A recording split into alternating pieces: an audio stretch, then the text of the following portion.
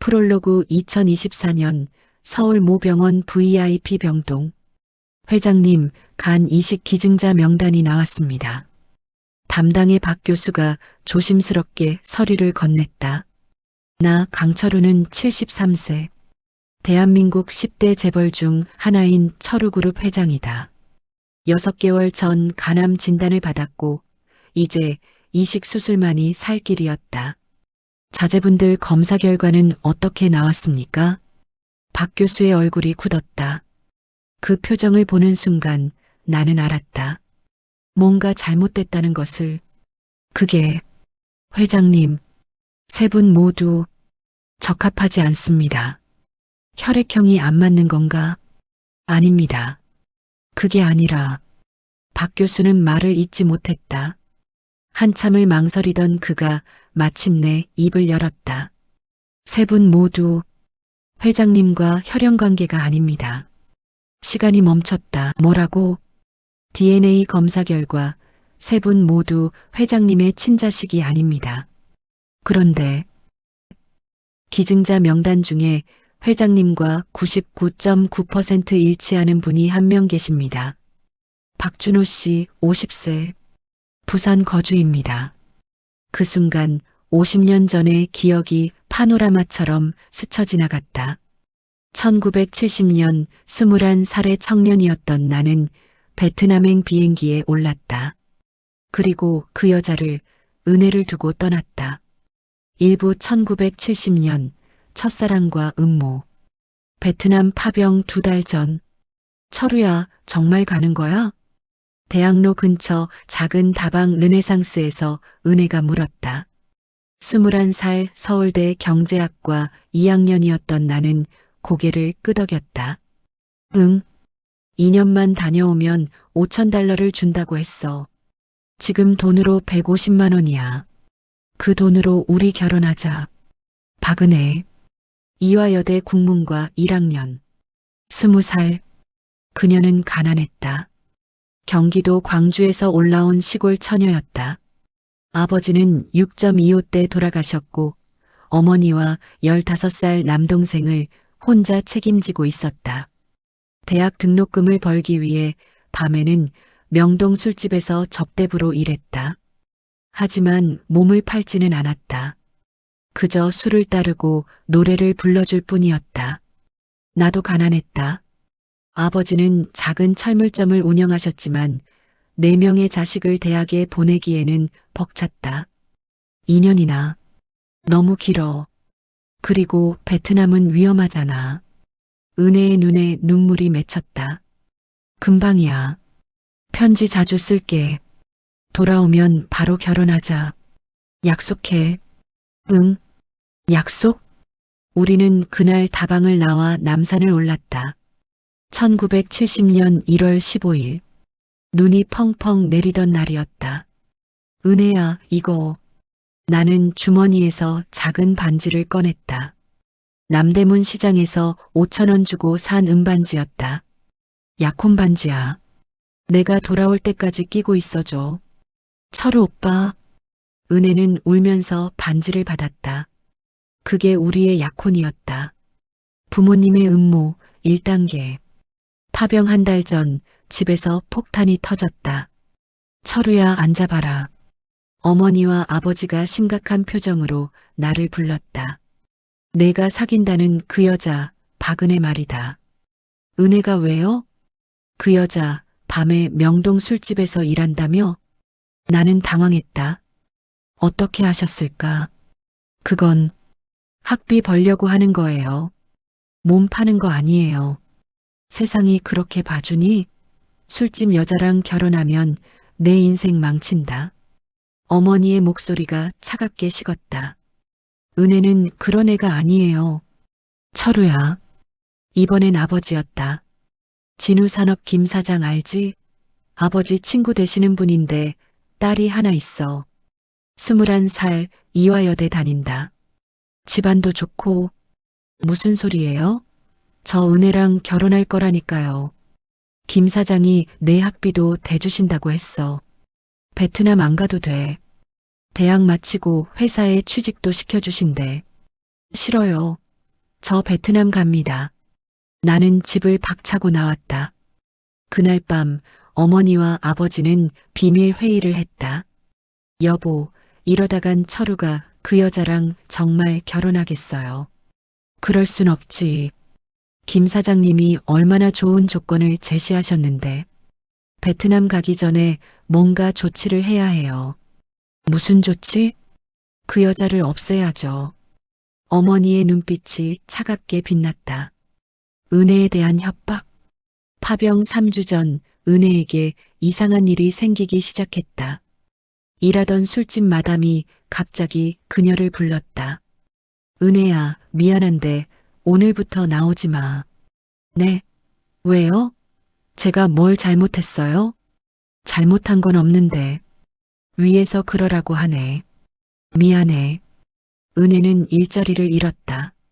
다음 날 하숙집 주인 아주머니가 그녀를 불렀다. 은혜 씨, 미안한데 이번 달 말까지 나가줘야겠어. 왜요? 방세 밀린 것도 없는데요? 그게 사정이 생겨서 미안해. 은혜는 하숙집에서도 쫓겨났다. 그리고 며칠 후 대학 행정실에서 연락이 왔다. 박은혜 학생, 이번 학기 등록금이 납부되지 않았습니다. 이대로면 제적될 수 있습니다. 은혜는 분명 등록금을 냈다. 하지만 기록에는 없었다. 모든 것이 하루아침에 무너졌다.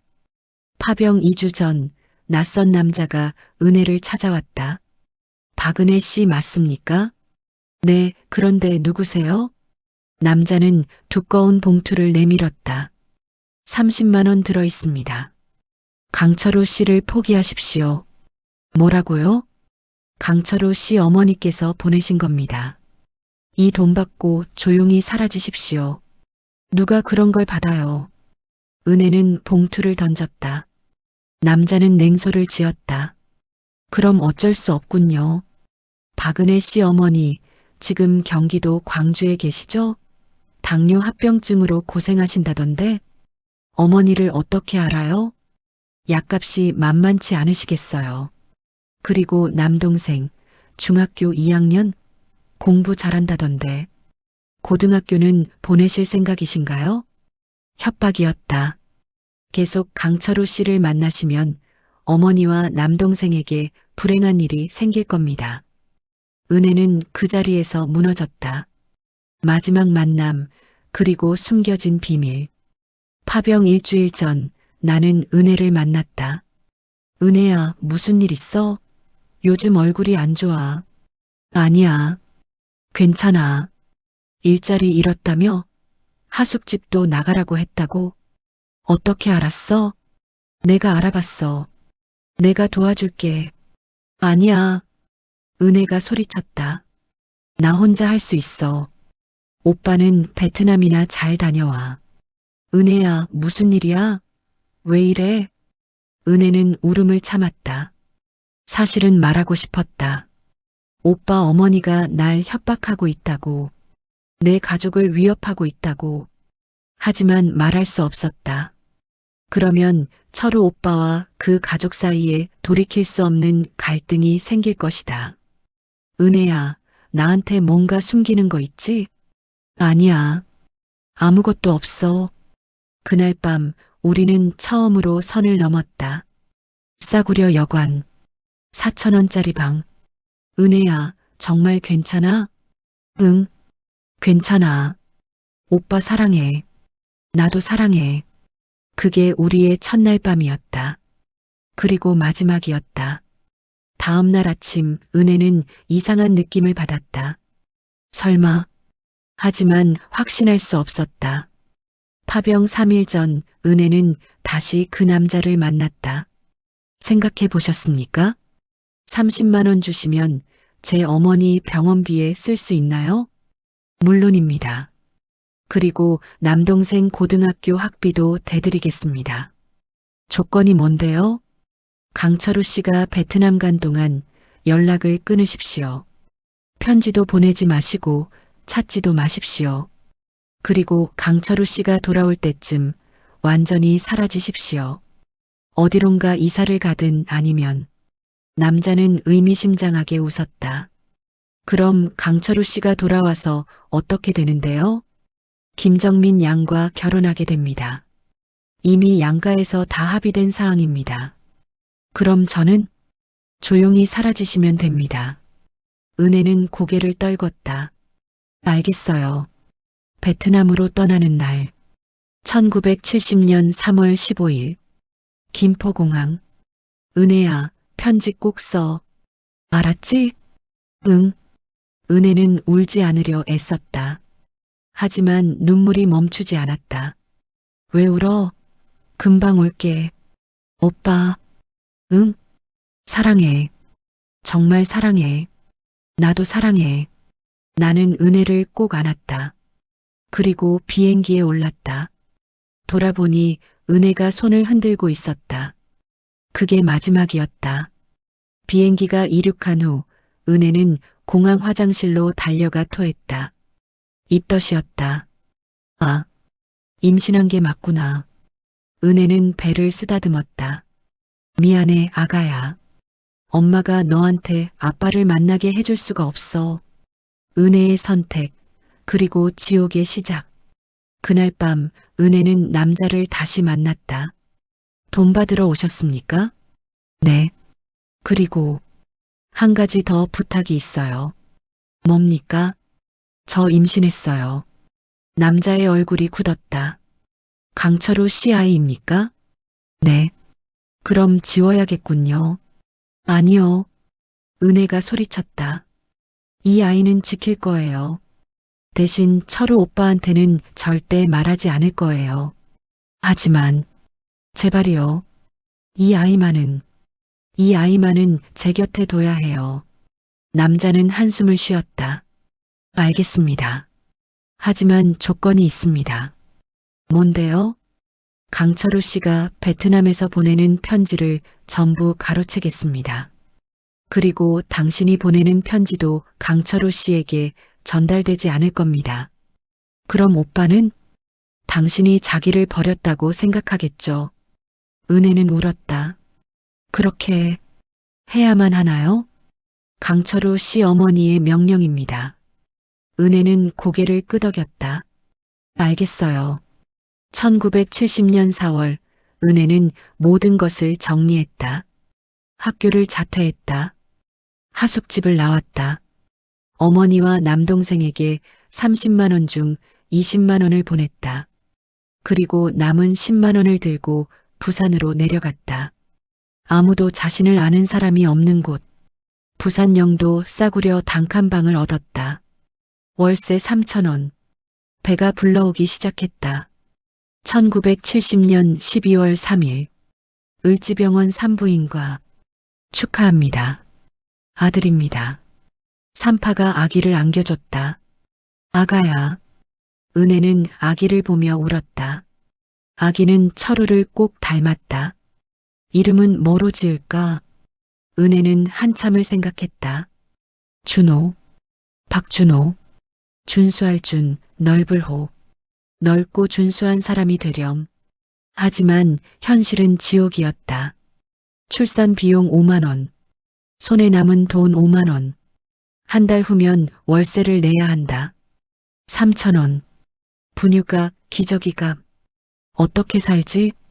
은혜는 아기를 안고 울었다. 다음 날부터 은혜는 일을 찾아 나섰다. 하지만 아기를 업고 온 여자를 고용해주는 곳은 없었다. 아기 있으면 일 못해요. 애 맡길 데 없어요? 여기는 미혼모 받지 않아요. 문전박대였다. 절망 끝에 은혜는 영도 공장지대로 갔다. 아기 있어도 되나요? 공장 구석에 재워두면 돼. 대신 급여는 하루 200원.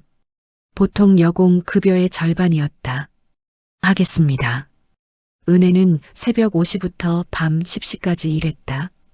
준호는 공장 구석 좁은 상자 안에서 울었다. 미안해, 준호야. 엄마가 미안해. 은혜는 일하면서도 눈물을 흘렸다. 베트남에서의 편지들. 한편 베트남에서 나는 매달 편지를 썼다. 은혜야, 잘 지내니? 여긴 너무 덥고 힘들어. 하지만 널 생각하면 견딜 수 있어. 답장 기다릴게. 하지만 답장은 오지 않았다. 2달, 3달, 6달. 은혜야, 왜 답장이 없니? 혹시 아픈 거야? 걱정돼. 제발 한 줄이라도 써줘. 1년이 지났다. 은혜야, 제발. 제발 답장 좀 해줘. 내가 뭘 잘못했어? 왜 연락이 없니? 하지만 모든 편지는 내 어머니가 가로챘다. 은혜에게 도착하지 않았다. 은혜도 편지를 썼다. 철우 오빠 미안해요. 나 오빠 곁을 떠나야 해요.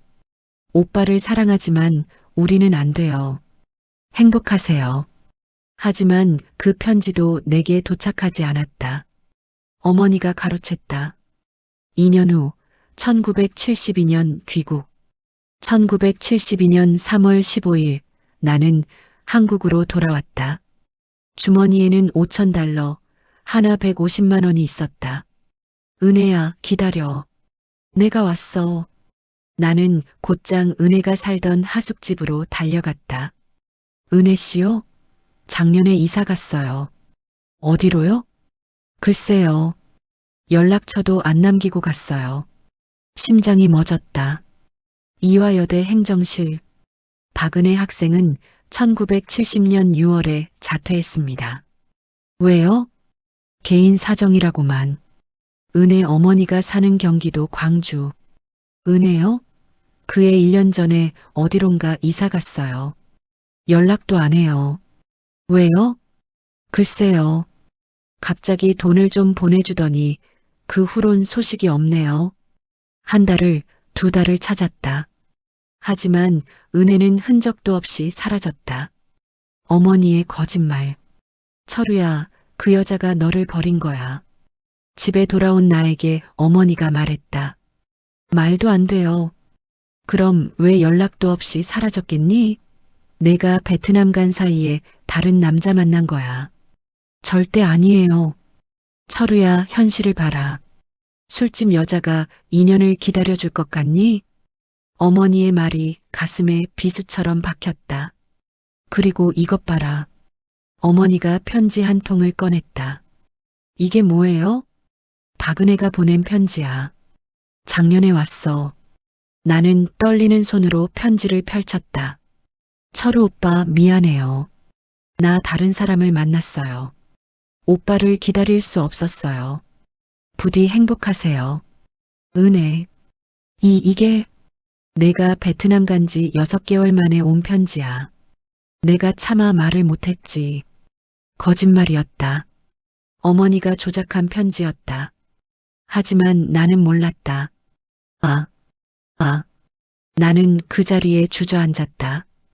은혜가 날 버렸구나. 김정민과의 결혼, 정민의 심리. 3개월 후 나는 김정민을 만났다. 안녕하세요. 김정민입니다. 22살. 이화여대 영문과 3학년. 아름다웠다. 키 165cm, 긴 머리, 하얀 피부.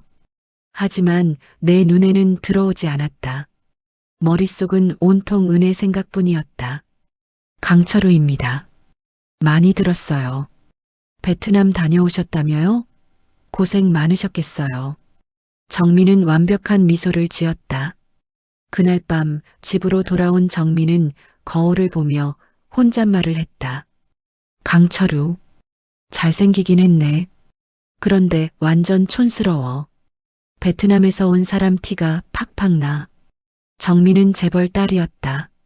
진우산업 김 사장의 무남 동료. 어려서부터 무엇 하나 부족한 것 없이 자랐다. 하지만 아버지는 엄격했다. 정민아, 너는 좋은 남편을 만나야 한다. 우리 회사를 이어갈 사람. 아빠, 저는 제가 선택하고 싶어요. 내 선택? 내가 뭘 안다고? 아빠가 정해주는 사람이 최고야. 정민은 반항하고 싶었다. 하지만 할 수 없었다. 아버지가 무서웠다. 정민에게는 비밀이 있었다. 대학교 2학년 때부터 사귀던 선배가 있었다. 이름은 박재현. 연극영화과 4학년. 정민아, 나랑 결혼하자. 오빠, 근데 우리 아빠가 아저씨를 설득해보자. 하지만 김 사장은 단칼에 거절했다. 연극쟁이? 그딴 놈이 내 사위? 절대 안 돼. 정민은 울었다. 하지만 어쩔 수 없었다. 아버지의 뜻을 거스를 수 없었다. 정민아, 아빠가 좋은 사람 골라뒀어. 강철우라고 서울대 나온 청년이야. 저는 싫어요. 결혼해. 안 하면 용돈 끊는다. 정민은 결국 굴복했다. 어차피 사랑 같은 건 없어. 그냥 편하게 살자. 1972년 12월 15일 우리는 결혼했다. 웨스틴 조선호텔. 하객 500명. 신랑 강철우는 신부 김정민을 아내로 맞이하겠습니까? 예. 대답이 늦었다. 머릿속에는 은혜가 있었다. 신부 김정민은 신랑 강철우를 남편으로 맞이하겠습니까? 예. 정민은 환하게 웃었다. 하지만 속으로는 생각했다. 박재현 오빠, 미안해. 나 이렇게 살아야 해. 신혼, 그리고 첫 번째 배신. 신혼집은 강남 한남동 60평 아파트였다. 장인이 사준 집이었다. 첫날 밤, 오빠 나 사랑해? 정민이 물었다. 응, 거짓말이었다. 정말? 얼마나? 많이. 또 거짓말이었다. 정민은 알았다. 이 남자가 자신을 사랑하지 않는다는 것을. 재미없네. 그냥 의무감으로 결혼한 거구나. 결혼 3개월 후 정민은 임신했다. 오빠, 우리 아기 생겼어. 그래, 축하해. 나는 기뻐하지 않았다. 아니, 기쁜 척도 하지 않았다. 정민은 그런 나를 보며 생각했다. 이 사람 나한테 관심도 없네. 그 무렵 정민은 우연히 박재현을 다시 만났다. 명동거리에서. 재현 오빠, 정민아, 결혼했다며? 축하해. 오빠. 둘은 다방으로 갔다. 요즘 어떻게 지내? 그냥 그렇게. 남편이랑은 잘 지내? 별로. 왜? 그 사람 나한테 관심도 없어. 매일 회사 일만 해. 박재현은 정민의 손을 잡았다. 정민아, 미안해. 내가 너를 지켜주지 못해서. 오빠. 그날 밤 둘은 선을 넘었다. 을지로 싸구려 여관에서. 정민아, 사랑해. 나도 사랑해, 오빠. 정민은 울었다. 나쁜 짓 하는 거 알아. 하지만 나도 행복할 권리가 있잖아. 첫째 아들 준석의 탄생, 그리고 의심. 1974년 12월 15일 아들이 태어났다. 회장님, 축하드립니다. 건강한 아드님입니다. 그래요. 나는 아기를 보았다. 이상했다. 아기가 나를 전혀 닮지 않았다. 여보, 애가 당신 안 닮았네? 어머니 쪽을 닮았나 봐요. 그런가? 나는 의심하지 않았다. 아니, 의심하고 싶지 않았다. 하지만 정민은 알고 있었다. 이 아이는 박재현 오빠 아이야. 결혼 후 3개월 만에 임신을 확인했을 때 정민은 계산했다. 마지막으로 철우와 관계한 날과 박재현과 관계한 날. 3주 차이. 근데 임신 시기를 보면 재현 오빠 아이가 맞아. 정민은 전율했다. 어떡하지? 들키면 큰일 나는데. 하지만 다행히 철우는 의심하지 않았다. 휴, 다행이다. 아이의 이름은 강준서. 준수할 준, 돌석. 준수하고 단단한 사람이 되라고. 나는 아들을 사랑하려 애썼다. 하지만 마음속 깊은 곳에서는 계속 이상한 느낌이 들었다. 왜 이렇게 안 닮았을까? 이부 사업의 성공과 거듭되는 배신. 철우무역 설립.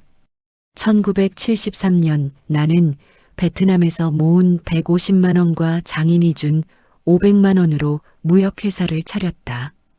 철우무역. 직원 5명으로 시작했다. 회장님, 첫 계약 성사됐습니다. 얼마나? $3,000입니다. 작은 시작이었지만 나는 미친 듯이 일했다. 새벽 5시에 출근해서 밤 12시에 퇴근했다. 주말도 없었다. 왜? 은혜를 잊기 위해서였다. 밤에 잠들면 은혜 꿈을 꿨다. 철우 오빠, 왜 날 찾지 않았어? 은혜야, 미안해. 꿈에서 깨면 눈물이 흘렀다. 1976년 철우무역은 직원 50명의 중견기업이 됐다. 매출 10억 원. 회장님, 대단하십니다. 장인 김 사장이 칭찬했다. 장인어른 덕분입니다. 아니야. 자네 실력이지. 내가 자네를 사위로 택한 게 신의 한 수였어. 하지만 집에서는 행복하지 않았다. 여보, 오늘도 늦게 오셨네요. 정민이 불평했다. 회사 일이 많아서. 준석이 첫돌인데 회사가 더 중요해요? 미안. 나는 사과했다. 하지만 진심은 아니었다. 집에 있는 게 편하지 않았다. 정민과 있으면 숨이 막혔다. 정민도 불만이 쌓여갔다. 이 남자, 나한테 사랑이 없어. 그냥 의무감으로만 사는 거야. 정민은 외로웠다. 그리고 다시 박재현을 만났다. 오빠, 나 너무 외로워. 정민아, 오빠만 있으면 행복해. 둘의 관계는 계속됐다. 1977년 두 번째 배신과 딸의 탄생. 1977년 정민이 또 임신했다. 여보, 둘째 생겼어요. 그래. 나는 무덤덤했다. 정민도 알았다. 이 남자는 기뻐하지 않는다는 것을. 재미없어. 그냥 기계처럼 사는 사람. 하지만 사실 이번 아이도 박재현의 아이였다. 정민과 박재현의 관계는 끊이지 않았다. 한 달에 2~3번 여간에서 만났다. 정민아, 이러다 들키면 어떡해? 괜찮아. 철우는 회사 일만 해. 나한테 관심도 없어. 그래도 오빠, 나 오빠 없으면 못 살아. 1978년 6월 15일 딸이 태어났다. 회장님, 따님이십니다. 그래요. 나는 딸을 안아봤다. 역시 나를 닮지 않았다. 여보, 딸도 당신 안 닮았네? 여자아이는 아빠 안 닮는데요. 그런가? 나는 또 의심하지 않았다. 딸의 이름은 강민지. 백성민, 지혜지. 지혜로운 사람이 되라고. 민지는 예뻤다. 하지만 나를 닮지 않았다. 1980년대 사업의 폭발적 성장. 1980년 철우무역은 철우그룹으로 확장했다. 무역, 건설, 제조업. 직원 500명, 매출 100억 원. 회장님, 이제 재벌 대열에 드셨습니다. 나는 성공했다. 하지만 행복하지 않았다. 밤마다 은혜 꿈을 꿨다. 철우 오빠, 나 여기 있어. 은혜야. 손을 뻗었지만 닿지 않았다. 깨면 눈물이 흘렀다. 1982년 장인의 죽음과 진우산업 인수. 1982년 3월 장인이 갑자기 세상을 떠났다. 심근경색이었다.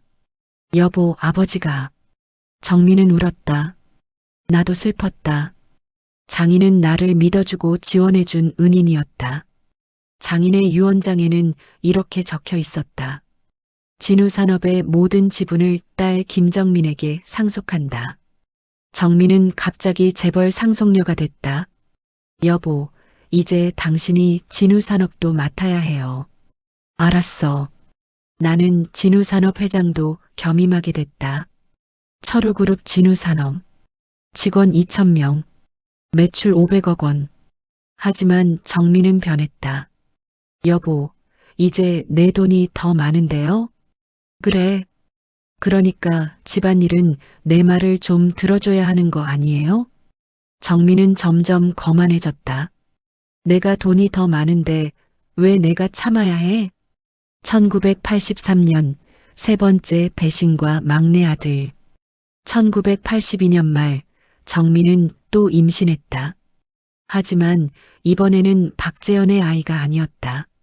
정민은 새로운 남자를 만났다. 1981년 정민은 골프를 배우기 시작했다. 부인, 자세가 좋으십니다. 골프 레슨 프로 최민호. 29세. 키 180cm, 잘생긴 외모. 감사해요, 코치님. 정민은 최민호에게 끌렸다. 와, 완전 내 스타일인데? 레슨이 끝난 후 정민은 최민호에게 제안했다. 코치님, 오늘 저녁 같이 드실래요? 죄송하지만 회원님과 사적으로 만나는 건 제가 팁을 많이 드릴게요. 그럼 감사하겠습니다. 그날 밤 호텔 레스토랑에서 코치님은 결혼 안 하셨어요? 아직 총각입니다. 왜요? 조건 좋으신데. 돈이 없어서요. 최민호는 쓸쓸하게 웃었다. 정민은 그를 보며 생각했다. 가난하구나. 그럼 내가 도와줄 수 있겠네. 한 달 후 정민과 최민호는 관계를 가졌다. 부인, 이러면 안 되는데. 괜찮아요. 제 남편은 저한테 관심 없어요. 하지만 저 외로워요. 옆에 있어줘요. 최민호는 고민했다. 하지만 거부할 수 없었다. 정민은 아름다웠고 무엇보다 돈이 많았다. 이 여자한테 잘 보이면 내 인생도 바뀔 수 있어. 1983년 3월 20일 셋째 아들이 태어났다. 회장님, 아드님이십니다. 그래요. 나는 아기를 봤다. 역시 나를 닮지 않았다. 이번에는 정말 이상했다. 여보, 애가 우리 둘 중 누구도 안 닮았는데 삼촌 쪽을 닮았나 봐요. 그런가? 나는 또 의심하지 않았다. 아니, 의심하고 싶지 않았다. 아들의 이름은 강민수. 백성민, 빼어날 수. 뛰어난 사람이 되라고. 준석, 민지, 민수의 성장, 그리고 알게 된 진실. 1990년 준석 16세. 준석은 어려서부터 아버지와 다르다고 느꼈다. 아빠는 왜 나를 안 안아줘? 다른 친구들 아버지는 아들을 안고 놀아주었다. 하지만 내 아버지는 그러지 않았다. 아빠, 나 숙제 좀 도와줘. 바빠. 나중에. 항상 바빴다. 항상 회사 일만 했다. 아빠는 나를 안 좋아하나 봐. 중학교 2학년 때 준석은 우연히 들었다. 어머니와 어떤 남자의 통화. 재현아, 보고 싶어. 나도. 다음 주에 보자. 응. 근데 준석이가 점점 커서 걱정이야. 왜? 너무 너 닮았어. 괜찮아. 강철우는 눈치도 없잖아. 준석은 충격을 받았다. 어머니가 바람을 피우고 있어? 그날 밤 준석은 잠을 이루지 못했다. 박재현이 누구지? 그리고 나를 닮았다는 게 무슨 말이야? 며칠 후 준석은 몰래 어머니를 미행했다. 어머니는 명동의 한 다방으로 갔다. 그곳에서 한 남자를 만났다. 40대 중반, 키가 크고 잘생긴 남자. 둘은 손을 잡고 여관으로 들어갔다. 준석은 그 자리에 서서 울었다. 어머니가 정말 바람을 피우고 있어. 집으로 돌아온 준석은 거울을 봤다. 그리고 명동에서 본 남자의 얼굴을 떠올렸다. 나랑 닮았어. 소름이 돋았다. 설마 내가. 1995년 민지 17세. 민지도 비슷한 경험을 했다. 고등학교 1학년 때 우연히 어머니의 일기장을 발견했다. 1978년 6월 15일. 민지가 태어났다. 재현 오빠를 닮았다. 다행히 철우는 눈치채지 못했다. 뭐? 민지는 손이 떨렸다. 재현 오빠? 그게 누구야? 민지는 계속 일기를 읽었다. 준석이도 민지도 모두 재현 오빠 아이다. 철우에게 미안하지만 나는 재현 오빠를 사랑한다. 아, 아. 민지는 일기장을 떨어뜨렸다. 나는 아빠 친자식이 아니야? 그날 밤 민지는 오빠 준석을 불렀다. 오빠, 나 할 말 있어. 뭔데? 우리 아빠 친자식 아니야. 뭐? 민지는 어머니의 일기를 보여줬다. 준석은 얼굴이 하얗게 변했다. 나도 알고 있었어. 그 박재현이라는 사람. 오빠도 알았어? 응. 5년 전에. 둘은 한참을 울었다. 오빠, 우리 어떡해? 모른 척하자. 네. 아빠한테 말하면 가족이 무너져. 우리 인생도 끝나. 하지만 민지야, 생각해봐. 우리가 강철우의 자식이 아니면 뭐가 될 것 같아? 그냥 평범한 사람들이 돼. 아니, 혼의 자식으로 손가락질 받으며 살게 돼. 준석의 말이 맞았다. 그럼 모른 척하고 살자. 그리고 나중에 회사 물려받자. 그게 우리가 받을 수 있는 보상이야. 2000년 민수 17세. 민수는 가장 늦게 알았다. 고등학교 2학년 때 어머니가 술에 취해 말했다. 민수야, 미안해. 왜요, 엄마? 너는 내 아빠 아들이 아니야. 네, 엄마가 다른 남자랑. 미안해. 어머니는 그대로 쓰러져 잤다. 민수는 멍하니 서 있었다. 나는 아빠 아들이 아니야? 다음 날 민수는 준석과 민지를 불렀다. 형, 누나, 나 할 말 있어. 뭔데? 어제 엄마가 술 취해서 말했어. 나 아빠 아들 아니래. 준석과 민지는 얼굴을 마주봤다. 우리도 마찬가지야. 네. 우리 셋 다 아빠 친자식 아니야. 민수는 충격을 받았다. 그럼 우리는? 준석이 형이랑 난 박재현이라는 사람 자식이고 너는 최민호라는 사람 자식이래. 미쳤네. 근데 형, 우리 어떡할 거야? 모른 척 하는 거야. 그리고 회사 물려받는 거야. 하지만 민수야, 생각해봐. 우리가 이 사실을 말하면 뭐가 될 것 같아? 재산 못 받겠지. 맞아. 그러니까 입 닥치고 효자 효녀하는 거야. 새 남매는 그날 이후 거짓 가면을 쓰기 시작했다. 아버지, 어깨 안마 해드릴게요. 아버지, 이거 건강식품이에요. 아버지, 주말에 같이 골프 쳐요. 하지만 속으로는 생각했다. 우리를 속인 거야. 50년 동안. 아빠는 우릴 사랑한 적 없어. 그냥 의무감으로 키운 거야. 그러니까 우리도 아빠 재산 받을 권리가 있어. 50년 동안 참고 산 대가로. 삼부 진실의 폭로.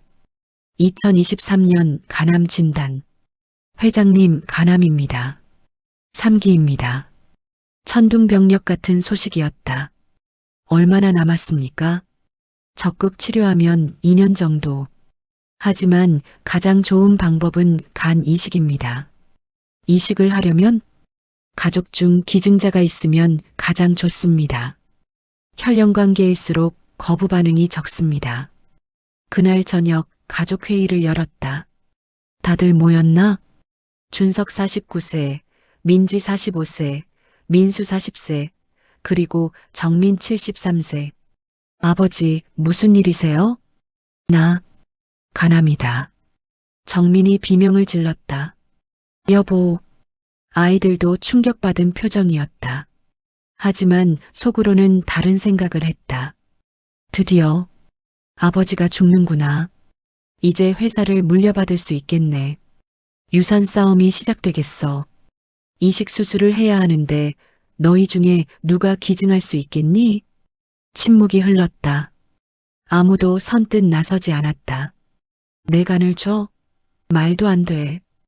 혈연도 아닌데 왜 내 몸을 상하게 해? 차라리 아버지가 빨리 돌아가시는 게. 한참 후 준석이 입을 열었다. 아버지, 일단 검사부터 받아봐야죠. 모두 검사 받읍시다. 그래. 부탁한다. 나는 아이들을 믿었다. 내 자식들이니까 분명 도와줄 거야. 2024년 1월 DNA 검사 결과가 나오기까지 일주일이 걸렸다. 박 교수가 나를 조심스럽게 불렀다. 회장님, 잠시 면담이 필요합니다. 결과가 어떻습니까? 박 교수는 한참을 망설이다가 서류를 내밀었다. 나는 서류를 받아들었다. 강준석, 강철우 혈연관계 0%, 강민지, 강철우 혈연관계 0%, 강민수, 강철우 혈연관계 0%. 이게 무슨... 손이 떨렸다. 서류가 바닥에 떨어졌다.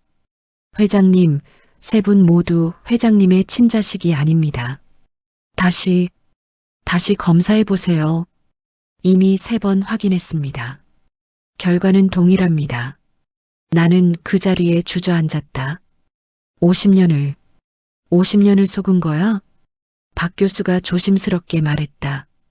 회장님, 그런데 한 가지 더 있습니다. 뭡니까?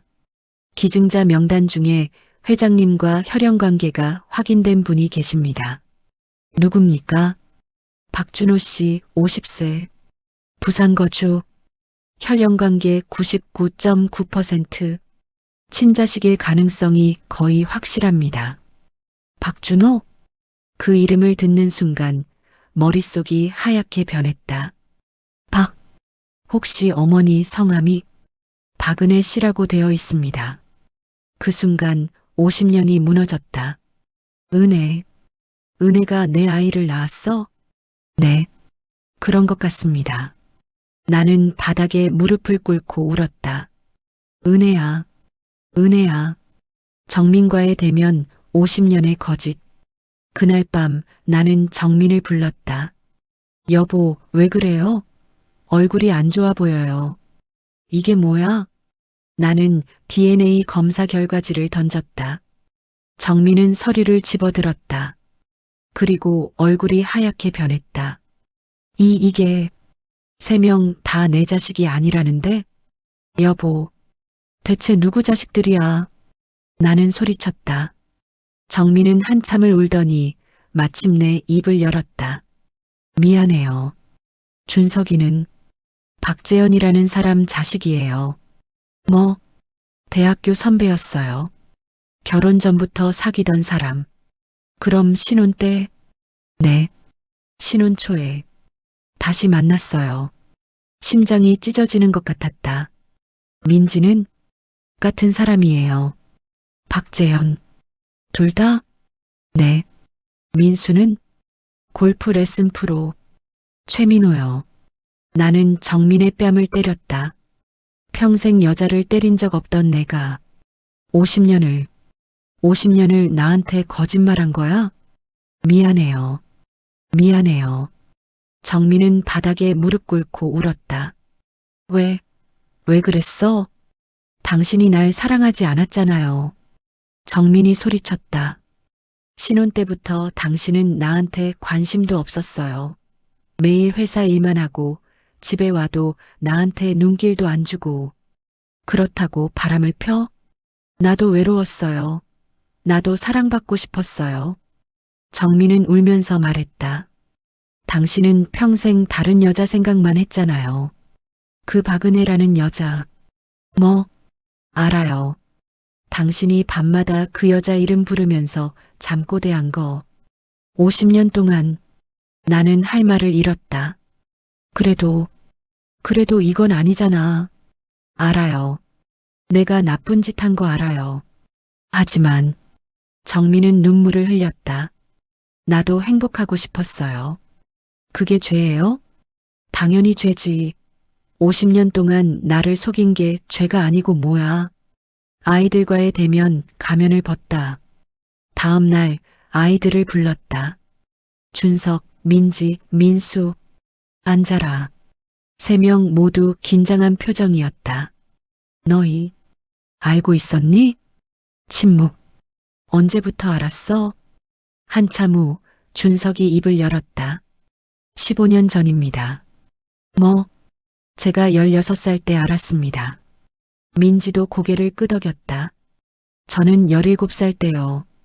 민수도 말했다. 저도 17살 때 어머니한테서 들었습니다. 나는 기가 막혀서 웃었다. 그러면서도 내 재산을 노렸어? 아버지, 입 닥쳐. 나는 소리쳤다. 너희가 내 친자식이 아닌 줄 알면서도 15년 동안 효자 효녀 연기한 거야? 회사 물려받으려고? 준석이 냉소를 지었다. 그럼 어쩌라고요? 아버지한테 말했으면 어땠을 것 같아요? 우리 쫓아내셨겠죠. 한 푼도 안 주고. 당연하지. 너희는 내 자식이 아니잖아. 그래서 숨긴 거예요. 준석은 태연했다. 아버지, 솔직히 말씀드릴게요. 우린 아버지를 사랑한 적 없어요. 아버지도 우릴 사랑한 적 없잖아요. 평생 우릴 쳐다도 안 보셨잖아요. 민지도 거들었다. 아버지는 평생 회사 일만 하셨어요. 우리 생일도 한 번 챙겨준 적 없고 운동회도 안 오셨고 그건 그냥 의무감으로 키우신 거잖아요. 우리도 알아요. 민수도 말했다. 아버지, 우리도 피해자예요. 우린 태어날 때부터 거짓 속에서 산 거라고요. 나는 할 말을 잃었다. 아이들 말이 맞았다. 나는 이들을 사랑한 적이 없었다. 은혜만 생각했다. 그래도 이건 아니잖아. 뭐가요? 준석이 반문했다. 50년 동안 강철우의 자식으로 살았어요. 그 대가는 받아야죠. 대가? 네. 재산이요. 준석은 뻔뻔했다. 우린 50년 동안 아버지 자식 노릇했어요. 그게 얼마나 힘든지 아세요? 평생 거짓말하며 산 거예요. 그 대가를 달라는 거예요. 나는 더 이상 참을 수 없었다. 나가. 당장 내 눈앞에서 사라져. 아버지, 나가라고. 나는 소리쳤다. 3명은 일어섰다. 후회하실 거예요. 준석이 마지막으로 말했다. 우린 법적으로 싸울 겁니다. 우린 아버지 자식으로 호적에 올라 있어요. 상속권이 있어요. 문이 닫혔다. 나는 그 자리에 주저앉아 울었다. 50년이 다 거짓이었어. 사부부산으로 그리고 진짜 아들 박준호를 찾아서 박준호 씨에게 연락이 닿았습니다. 박 교수가 사흘 후 전화를 걸어왔다. 어디 계십니까? 부산에 거주하고 계십니다. 회장님을 만나고 싶다고 하십니다. 당장 만나게 해주세요. 네, 내일 서울로 올라오신다고 합니다. 그날 밤 나는 잠을 이루지 못했다. 박준호, 은혜의 아들, 내 아들, 50년 만에 알게 된 진실. 은혜야, 미안해. 내가 몰랐어. 내가 내 아이를 임신한 줄. 눈물이 멈추지 않았다. 2024년 2월 5일 운명의 만남. 다음 날 오후 2시 병원 VIP 상담실. 문이 열렸다. 50세 남자가 들어왔다. 순간 나는 숨이 멎었다. 나다. 젊은 시절의 내 모습이다. 박준호는 나를 똑 닮았다. 키 175cm, 건장한 체격, 각진 얼굴, 눈매, 코, 입술 하나하나가 나와 똑같았다. 아버지십니까? 준호는 떨리는 목소리로 물었다. 그래, 내가 내 아버지다. 나도 떨렸다. 우리는 한참을 서로를 바라봤다. 앉아라. 네. 준호가 앉았다. 나는 그의 얼굴을 계속 쳐다봤다. 정말 내 아들이구나. 진짜 내 아들. 어머니는 어떻게 지내시니? 요양병원에 계세요. 치매로. 심장이 내려앉았다. 은혜가. 치매? 네. 3년 전부터 시작됐어요. 지금 어디 계시니? 부산 해운대 인근 요양병원입니다. 당장 가자. 지금 당장. 준호의 이야기, 50년간의 고난. 부산행 KTX 안. 준호는 천천히 자신의 이야기를 시작했다. 어머니는 1970년 12월에 저를 낳으셨어요. 부산 영도 단칸방에서 혼자서. 네. 산파도 없이 혼자서요. 나는 주먹을 쥐었다. 은혜야, 얼마나 힘들었을까. 어머니는 저를 키우기 위해 공장에서 일하셨어요. 하루 12시간씩. 어머니가 일할 때 너는 공장 구석 상자 안에 있었대요. 울면서. 준호의 목소리가 떨렸다. 제가 5살 때까지 그렇게 지냈대요. 어머니는 하루도 쉬지 않고 일하셨어요. 초등학교 입학할 때 친구들이 놀렸어요. 아빠 없는 애라고. 싸움도 많이 했어요. 우리 아빠 있어. 라고 소리치면서. 하지만 거짓말이었죠.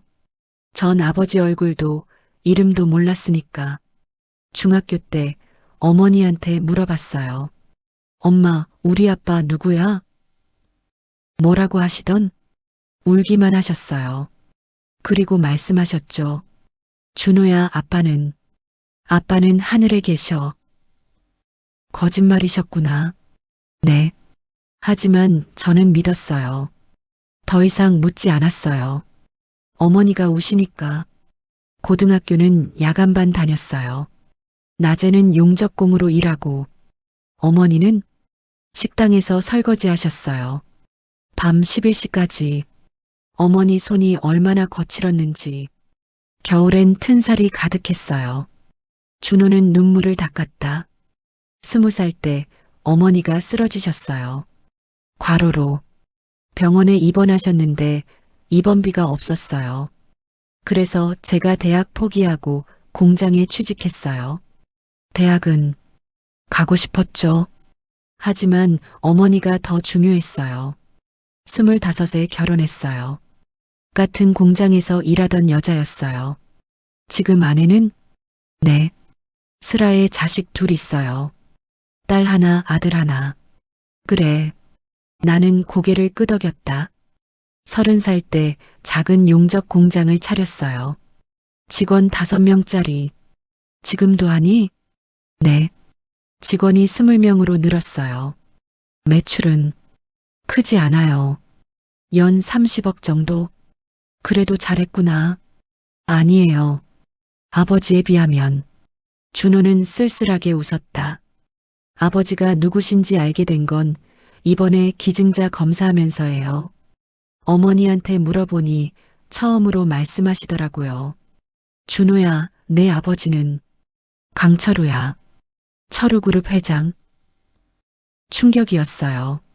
제 아버지가 재벌이었다니. 근데 아버지, 하나 물어봐도 될까요? 응, 물어봐. 왜 어머니를 찾지 않으셨어요? 그 질문에 나는 할 말을 잃었다.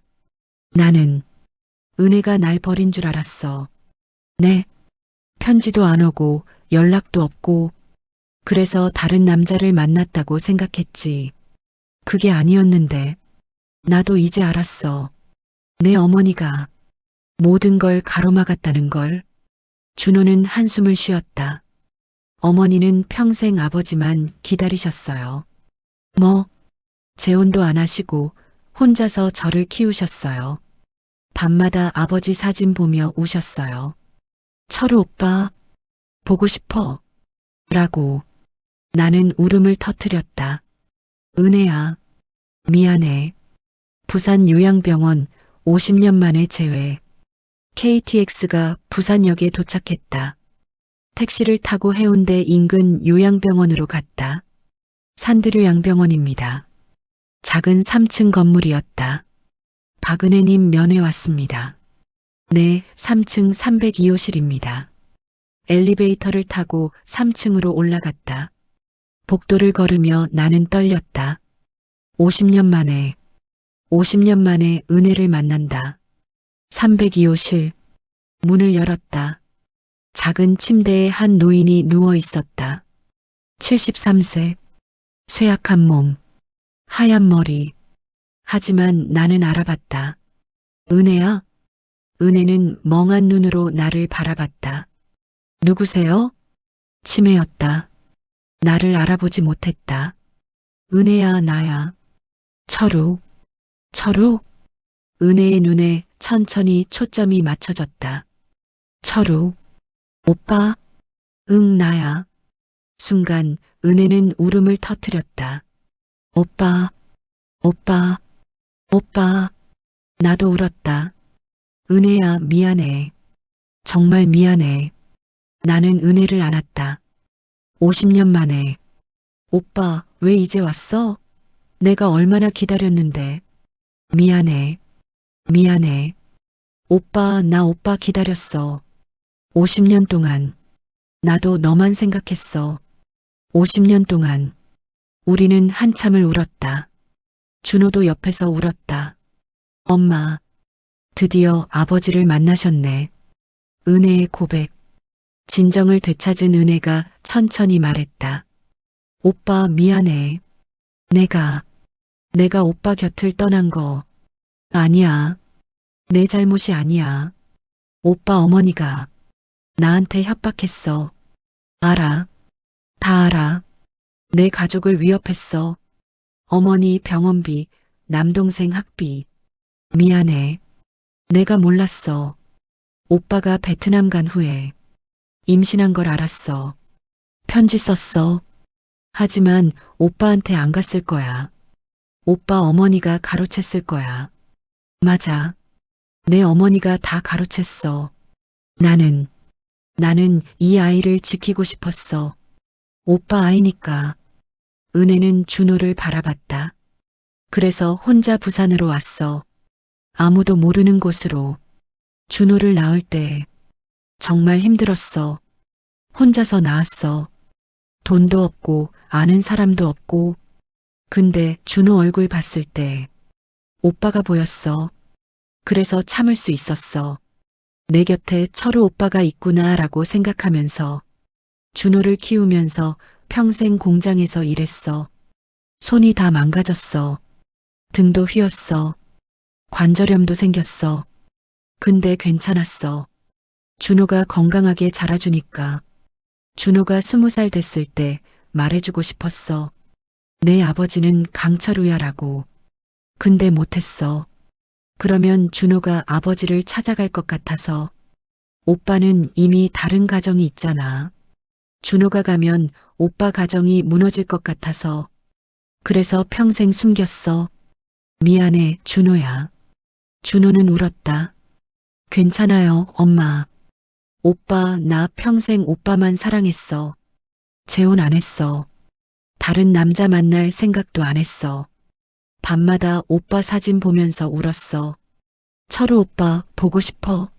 라고. 나는 더 이상 참을 수 없었다. 은혜야, 사랑해. 정말 사랑해. 나도 사랑해, 오빠.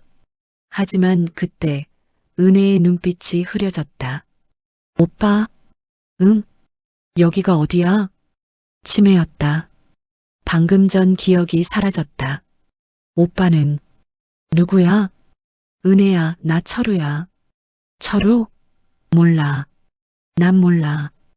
은혜는 다시 멍한 눈으로 천장을 바라봤다. 준호가 조용히 말했다. 아버지, 어머니가 요즘 이래요. 1시간 전 일도 기억 못 하세요. 어떤 날은 절 알아보고 어떤 날은 못 알아보세요. 나는 은혜의 손을 꽉 잡았다. 내가 너무 늦게 왔구나. 은혜야. 오부복수와 재건. 정민과의 이혼 전쟁. 서울로 돌아온 나는 즉시 변호사를 불렀다. 이혼 소송을 제기하겠습니다. 회장님, 50년 결혼 생활인데 신중하게 생각하셔야. 신중할 것 없습니다. 당장 진행하세요. 며칠 후 정민에게 이혼 소송장이 전달됐다. 여보, 이게 뭐예요?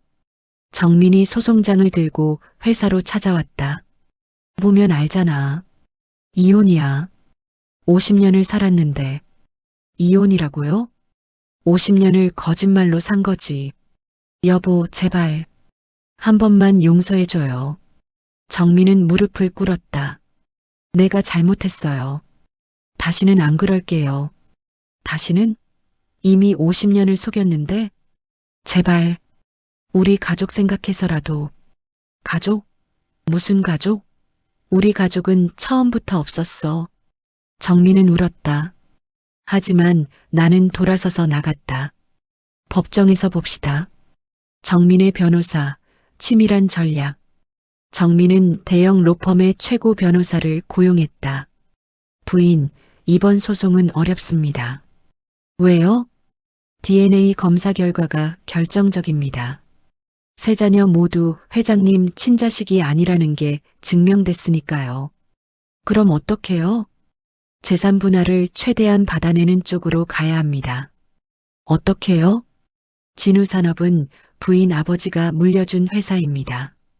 이건 부인 고유 재산이죠. 그렇죠. 하지만 철우그룹은 회장님이 직접 키운 회사입니다. 여기서 재산 분할을 요구할 겁니다. 얼마나 받을 수 있어요? 50년 결혼 생활이니까 최소 30% 이상은 받을 수 있습니다. 정민은 계산했다. 철우그룹 총 자산 5조 원. 30%면 1조 5천억 원. 나쁘지 않네. 아이들의 상속 소송, 뻔뻔함의 극치. 준석, 민지, 민수도 소송을 걸었다. 아버지 재산에 대한 상속권을 주장합니다.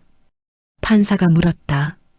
원고들은 피고와 혈연관계가 없다는 DNA 검사 결과가 있는데 어떻게 상속권을 주장하십니까? 준석의 변호사가 답했다.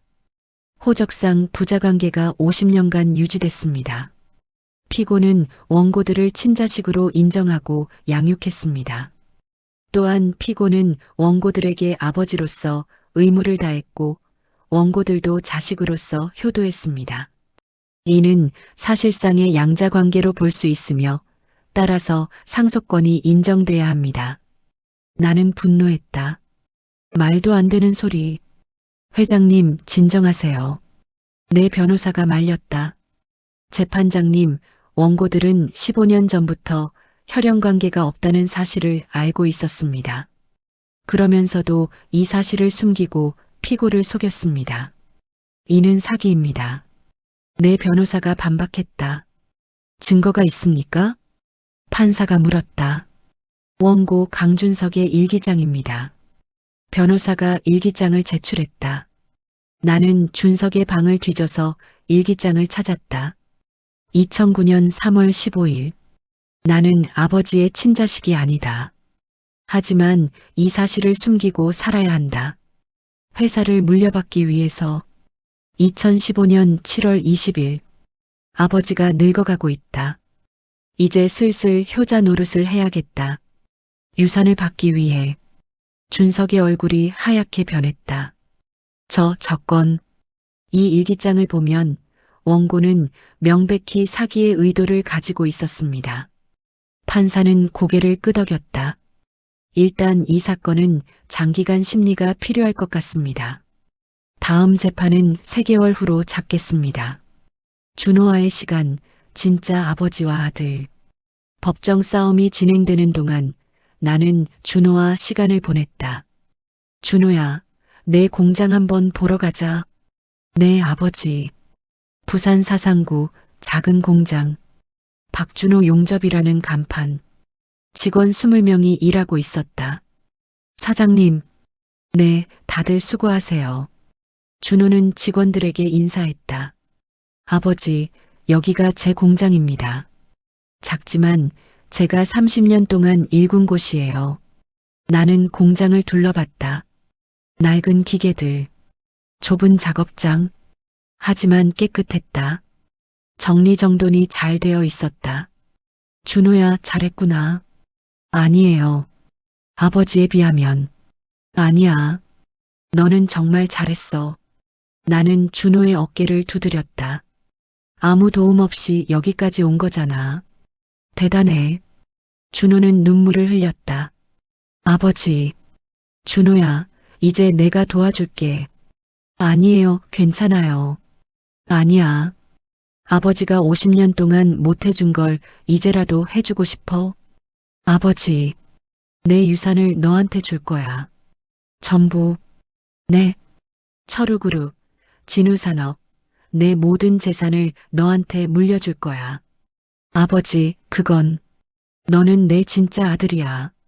당연히 내가 받아야 해. 준호는 울었다. 감사합니다, 아버지. 준호의 가족들. 준호야, 내 가족들 만나고 싶다. 네, 아버지. 저녁에 같이 식사해요. 그날 저녁 부산 해운대의 한 식당. 준호의 아내 이순옥 48세과 딸 강지혜 25세, 아들 강민준 22세이 나왔다. 어머님, 여기 제 아버지십니다. 아버님, 처음 뵙겠습니다. 순옥은 공손하게 인사했다. 많이 들었습니다. 준호 씨가 아버님 찾았다고. 네. 늦게 알았습니다. 괜찮습니다. 이렇게라도 만나게 돼서 다행이에요. 순옥은 따뜻했다. 할아버지, 안녕하세요. 지혜와 민준도 인사했다. 그래, 잘 있었니? 네. 아빠가 할아버지 많이 닮으셨다고 했는데 정말 그러네요. 지혜는 밝았다. 식사를 하며 나는 이 가족을 관찰했다. 가난했다. 옷도 낡았고 식사 예절도 서툴렀다. 하지만 따뜻했다. 서로를 배려하고 웃으며 이야기했다. 이게 진짜 가족이구나. 나는 깨달았다. 준석, 민지, 민수와 함께한 50년은 가짜였다. 차갑고 형식적이고 거짓된 가족. 하지만 이 사람들은 진짜였다. 비록 가난하지만 서로 사랑하는 진짜 가족. 육부법정의 결말과 진실의 승리. 6개월 후 최종 판결. 2024년 8월 15일 서울중앙지방법원. 이혼 소송과 상속 소송의 최종 판결이 있는 날이었다. 이혼 소송 관련하여 판결을 선고하겠습니다. 판사가 말했다. 피고 김정민은 50년간 원고 강철우를 기만했으며 3명의 혼외 자식을 낳았습니다. 이는 명백한 혼인관계 파탄 사유에 해당합니다. 따라서 이혼을 인정합니다. 정민은 고개를 떨궜다. 재산 분할에 관해서는 판사가 계속 말했다. 피고의 사기 행위를 고려하여 재산 분할을 불허합니다. 단 진우산업은 피고 부친으로부터 상속받은 고유 재산이므로 이는 피고가 가집니다. 정민은 안도했다. 최소한 진우산업은 내 거네. 하지만 나는 예상했다는 듯 고개를 끄덕였다. 상속 소송에 관해서는 판사가 다른 서류를 펼쳤다. 원고 강준석, 강민지, 강민수는 피고 강철우와 혈연관계가 없으며 이 사실을 알고도 15년간 숨겼습니다. 이는 명백한 사기 행위입니다. 따라서 상속권을 불허합니다. 또한 그동안 피고로부터 받은 교육비, 생활비 등 총 50억 원을 반환하라고 명령합니다. 준석은 얼굴이 하얗게 변했다. 재판장님, 50억을 어떻게 갚습니까? 그건 원고의 문제입니다. 판사는 차갑게 말했다. 민지와 민수도 울었다. 아버지, 제발. 하지만 나는 돌아보지 않았다. 법정의 결정을 존중합니다. 법정을 나서며 법정 밖 준석, 민지, 민수가 나를 가로막았다. 아버지, 제발 한 번만 용서해 주세요. 우리가 잘못했어요. 50억은 도저히 못 갚아요. 나는 차갑게 말했다. 너희가 15년 동안 나를 속였을 때 나한테 용서를 구했니? 그건 너희는 내 재산만 노렸어. 나를 사랑한 적 없어. 아버지, 이제 그 대가를 치르는 거야. 나는 그들을 지나쳐 걸어갔다. 준호가 옆에서 걸었다. 아버지, 괜찮으세요? 응, 괜찮아. 하지만 마음은 아팠다. 50년을 함께 산 사람들이었으니까. 정민의 마지막, 악녀의 최후. 한 달 후 정민에게서 연락이 왔다. 여보, 아니, 철우 씨, 마지막으로 한 번만 만날 수 있을까요? 왜? 할 말이 있어요.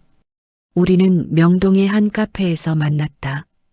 50년 전 우리가 처음 만난 그 카페. 무슨 일이야? 사과하고 싶어요. 정민은 고개를 숙였다.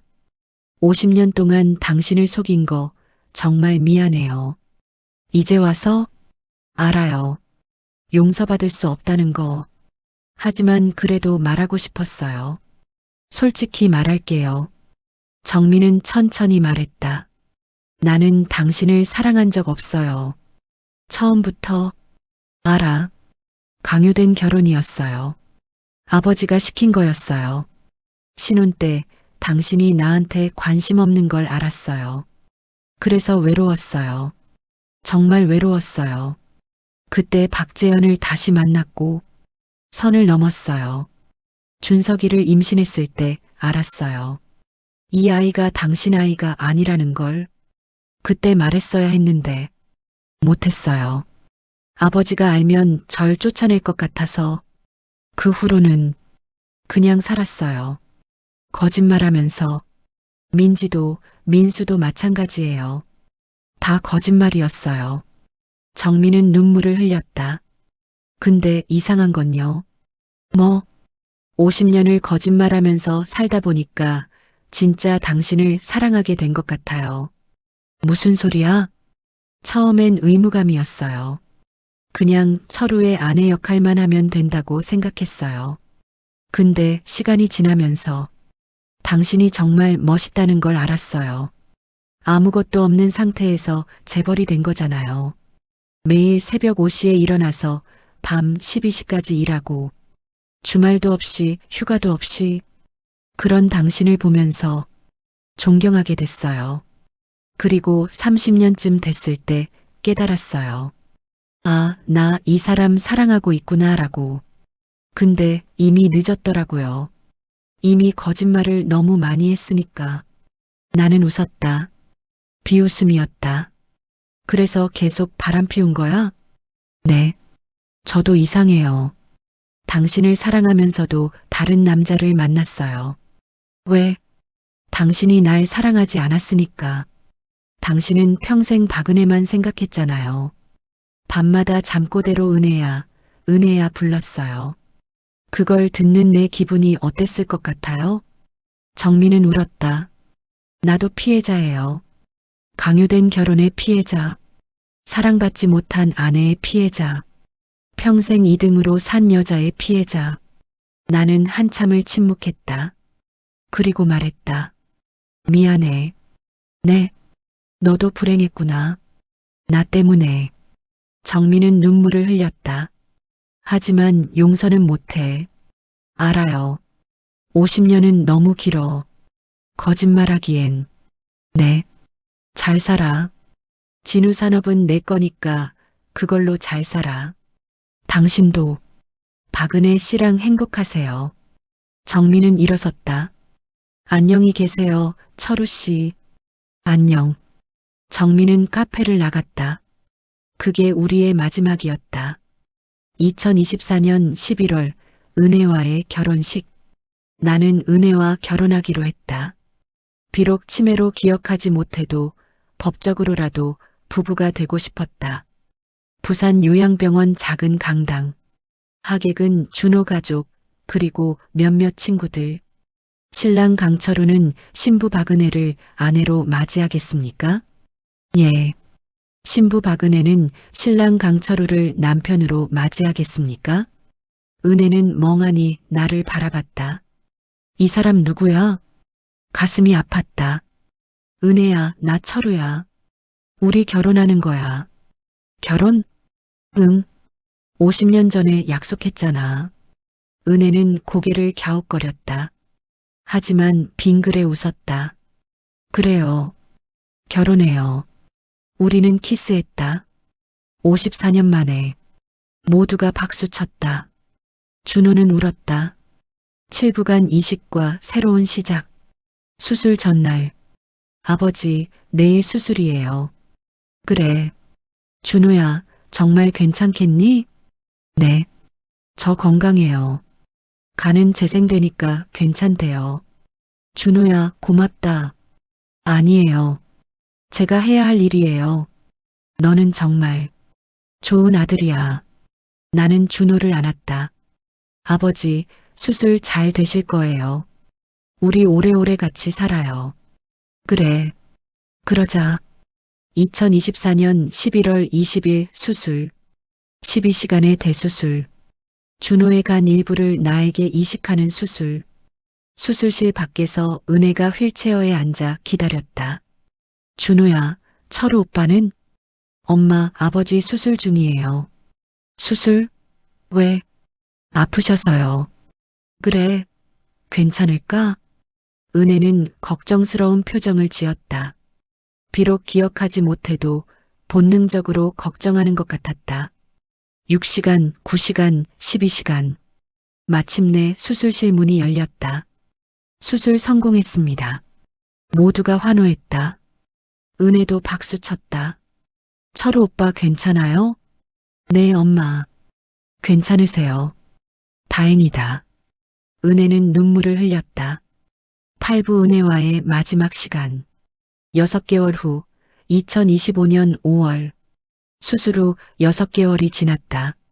나는 완전히 회복했고 준호도 건강을 되찾았다. 철우그룹은 준호에게 물려줬다. 아버지, 제가 잘할 수 있을까요? 넌 내 아들이야. 당연히 잘할 거야. 준호는 회장직을 맡았다. 처음에는 서툴렀다. 재벌 경영은 용접과 다르니까. 하지만 빠르게 배웠다. 아버지, 제가 아버지만큼은 못하겠지만 최선을 다하겠습니다. 그거면 충분해. 준호의 딸 지혜는 그룹 홍보팀에 입사했다. 아들 민주는 신사업개발팀에 입사했다. 할아버지, 저희도 열심히 배울게요. 그래, 잘해라. 은혜와의 매일. 나는 매일 요양병원으로 은혜를 만나러 갔다. 치매는 점점 심해졌지만 나는 포기하지 않았다. 어떤 날 은혜는 나를 알아봤다. 철우 오빠? 응, 나야. 오빠 보고 싶었어. 나도 보고 싶었어. 우리는 손을 꼭 잡았다. 오빠, 우리 언제 결혼해요? 벌써 했어. 작년에. 그랬어? 기억이 안 나네. 괜찮아. 내가 기억할게. 어떤 날 은혜는 나를 몰라봤다. 당신 누구세요? 은혜야, 나 철우야. 내 남편. 남편? 난 결혼 안 했는데요? 했어. 우리 결혼했어. 그래요? 기억이 안 나는데. 하지만 나는 매일 은혜에게 말했다. 은혜야, 사랑해. 나는 평생 너만 사랑했어. 다음 생에도 너랑 결혼할 거야. 어떤 날 은혜는 20살로 돌아갔다. 오빠, 베트남 언제 가요? 벌써 갔다 왔어. 그래요? 나 오빠 기다릴게요. 응, 고마워. 어떤 날 은혜는 준호를 낳던 날로 돌아갔다. 아가야, 아가야. 은혜는 빈 공간을 안았다. 엄마가 지켜줄게. 걱정 마. 나는 은혜를 안으며 울었다. 은혜야, 얼마나 힘들었을까. 2026년 봄 마지막 날들. 2026년 3월. 은혜의 상태가 급격히 나빠졌다. 회장님, 어머님이 위독하십니다. 요양병원에서 연락이 왔다. 나는 급히 달려갔다. 준호도 순옥도 지혜와 민준도 모두 왔다. 은혜는 침대에 누워 있었다. 숨이 약했다. 얼굴이 창백했다. 은혜야. 나는 은혜의 손을 잡았다. 차가웠다. 은혜는 천천히 눈을 떴다. 그리고 나를 봤다. 처음에는 멍한 눈빛이었다. 하지만 천천히, 아주 천천히 초점이 맞춰졌다. 철우. 오빠. 내 심장이 뛰었다. 응, 나야. 은혜야, 나 철우야. 오빠. 은혜가 희미하게 웃었다. 오빠. 왔어? 응, 왔어. 내가 여기 있어. 은혜는 천천히 손을 들어 내 얼굴을 만졌다. 주름진 손가락이 내 뺨을 쓰다듬었다. 오빠, 늙었네. 너도 늙었어. 우리는 웃었다. 그리고 울었다. 오빠, 미안해. 왜 내가 오빠를 기다리게 해서. 은혜의 목소리가 가늘게 떨렸다. 아니야. 내가 미안해. 늦게 찾아서. 아니야. 오빠, 찾아줘서 고마워. 은혜는 힘들게 숨을 쉬었다. 오빠, 준호, 잘 키웠지? 응, 정말 잘 키웠어. 훌륭한 아들이야. 다행이다. 은혜는 준호를 바라봤다. 준호야, 네 엄마. 준호는 다른 손을 잡았다. 엄마, 미안해. 내가 아빠 없이 자라게 해서. 아니에요, 엄마. 전 행복했어요. 정말? 네. 엄마가 있어서 행복했어요. 준호는 울었다. 엄마 사랑해요. 엄마도 사랑해. 준호야. 은혜는 다시 나를 봤다. 오빠, 우리 다음 생에는, 응? 처음부터 만나자. 그래, 꼭 만나자. 그리고 헤어지지 말자. 응, 절대 헤어지지 말자. 오빠, 응, 은혜야. 사랑해. 나도 사랑해. 은혜는 천천히 눈을 감았다. 그리고 다시 떴다. 오빠, 손 놓지 마. 안 나. 절대 안 나. 나는 은혜의 손을 두 손으로 꽉 잡았다. 은혜는 미소를 지었다. 오빠, 고마워. 뭐가 고마워? 50년 기다려준 거. 아니야. 내가 고마워. 50년 동안 혼자 준호 키워줘서. 은혜의 눈에서 눈물이 흘렀다. 오빠, 나 행복했어. 나도 행복했어. 오빠, 만나서. 응, 오빠, 사랑해서. 나도 사랑해, 은혜야. 은혜는 깊게 숨을 들이쉬었다. 그리고 천천히 내쉬었다. 오빠, 다음 생에 또 만나자. 응, 꼭 만나자. 약속해, 약속해. 은혜는 다시 한번 깊게 숨을 쉬었다. 철우, 오빠, 응, 은혜야. 사랑해. 나도 사랑해. 은혜의 손에서 힘이 빠졌다. 하지만 미소는 남아 있었다. 평화로운 미소. 은혜야? 대답이 없었다. 은혜야. 여전히 대답이 없었다. 나는 은혜를 안았다. 은혜야. 은혜야. 은혜야. 목이 메었다. 준호도 어머니를 안으며 울었다. 순옥과 지혜, 민준도 모두 울었다. 의사가 조용히 다가왔다. 돌아가셨습니다. 2026년 3월 15일 오후 3시 27분. 3월 15일. 우리가 처음 만난 날. 56년 전 그날. 은혜야. 나는 은혜의 얼굴을 쓰다듬었다. 수고했어. 정말 수고 많았어. 이제 쉬어. 편히 쉬어. 내가 곧 갈게. 조금만 기다려. 에필로그 2027년 그리고 영원.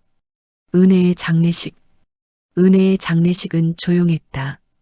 준호 가족 몇몇 친구들만 참석했다. 나는 은혜의 관 앞에 앉아 3일을 보냈다. 은혜야, 미안해. 50년을 함께 못 살아서. 2년만 같이 살았네. 너무 짧았어. 근데 말이야, 은혜야. 2년이었지만 행복했어. 50년 동안 너를 그리워했는데 마지막 2년은 내 곁에 있었잖아. 그것만으로도 감사해. 관이 땅에 묻혔다. 부산 해운대가 보이는 언덕. 은혜가 평생 살았던 부산. 묘비에는 이렇게 적혔다. 박은혜, 1950년 1월 10일 2026년 3월 15일. 철우 오빠 56년 만에 다시 만나서 행복했어요. 다음 생에도 사랑해요. 1년 후, 나의 마지막. 2027년 3월 14일. 나는 집에서 평화롭게 잠들 준비를 했다. 75세. 준호가 곁에 있었다. 아버지, 괜찮으세요? 응, 괜찮아. 병원 가실래요? 아니야. 이제 갈 시간이야. 나는 천장을 바라봤다. 그곳에 은혜가 보였다. 20살의 은혜. 아름답고 환하게 웃고 있는 은혜. 은혜야. 오빠 늦었어. 빨리 와. 응, 갈게. 지금 갈게. 준호가 내 손을 잡았다. 아버지, 가지 마세요. 준호야. 고맙다. 아버지, 내가 내 아들이어서 정말 행복했어. 아버지, 저도 행복했어요. 그래, 다행이다. 회사 잘 부탁한다. 네, 걱정 마세요. 그리고 준호야, 내 아버지, 내 어머니, 정말 훌륭한 분이셨어. 네, 평생 나만 기다리셨어. 준호는 울었다. 나도 평생 어머니만 사랑했어. 알아요, 아버지. 다음 생에는 처음부터 만날 거야. 네. 나는 눈을 감았다. 그리고 다시 떴다. 은혜가 손을 뻗고 있었다. 오빠, 이리 와. 응, 갈게. 준호야, 내 아버지, 사랑한다. 저도 사랑합니다. 아버지, 나는 마지막으로 깊게 숨을 들이쉬었다. 그리고 천천히 내쉬었다. 은혜야, 간다.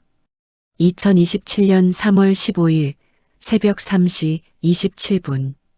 강철우 75세. 평화롭게 세상을 떠났다. 은혜가 떠난 지 정확히 1년 후. 같은 날, 같은 시간. 그 후, 강철우는 박은혜 곁에 묻혔다. 부산 해운대가 보이는 언덕. 두 개의 묘비가 나란히 서 있다. 왼쪽 묘비. 박은혜, 1950-2026. 철우 오빠 56년 만에 다시 만나서 행복했어요. 오른쪽 묘비. 강철우, 1949-2027. 은혜야, 50년을 기다렸어. 이제 영원히 함께하자. 중앙에는 작은 비석이 하나 더 있다. 54년을 기다린 사랑. 다음 생에도 그 다음 생에도 영원히. 철우그룹은 박준호에 의해 더욱 성장했다. 지금은 대한민국 5대 그룹이 됐다. 준석, 민지, 민수는 50억 원을 갚지 못하고 파산했다. 지금은 평범하게 살고 있다. 가끔 아버지 묘를 찾는다. 하지만 들어가지 못한다. 너무 부끄러워서. 정민은 진우산업을 운영하며 혼자 살고 있다. 가끔 철우를 생각한다.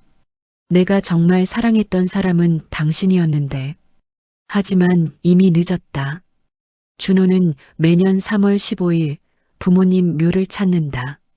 아버지, 어머니 잘 계세요. 제가 아버지 회사 잘 지키고 있어요. 천국에서 행복하세요. 그리고 조용히 말한다. 감사합니다. 저를 낳아주시고 키워주셔서 비록 가난했지만 어머니 덕분에 행복했어요. 그리고 아버지, 마지막 2년 함께 해주셔서 감사했어요. 바람이 불면 두 묘비 사이로 꽃잎이 날린다. 마치 두 사람이 손을 잡고 춤을 추는 것처럼. 이것은 한 남자의 이야기다. 20세에 사랑했던 여자를 73세에 다시 만나 결혼한 남자. 50년간 속고 살았지만 결국 진실을 찾은 남자. 2년만 함께 살다 갔지만 영원히 사랑한 남자. 이것은 한 여자의 이야기다. 20세에 사랑한 남자를 50년간 기다린 여자. 혼자서 아이를 낳고 키우며 평생 한 남자만 사랑한 여자. 마지막 2년 사랑하는 사람과 함께하다 간 여자. 인생은 참 묘하다. 피보다 진한 것은 사랑이고, 거짓보다 강한 것은 진실이고, 시간보다 영원한 것은 기다림이다. 강철우와 박은혜. 그들은 지금 천국에서 함께하고 있다. 20세의 모습으로 손을 잡고 웃으며 영원히. 은혜야, 다시는 놓지 않을게. 오빠와 나도 영원히 함께해요. 54년을 기다린 사랑. 이제는 영원히 함께. 작가의 말. 사랑은 시간을 초월합니다. 50년이 지나도 100년이 지나도 진실한 사랑은 사라지지 않습니다. 강철우와 박은혜의 이야기를 읽어주셔서 감사합니다. 우리 모두 진실한 사랑을 하며 살기를 바랍니다.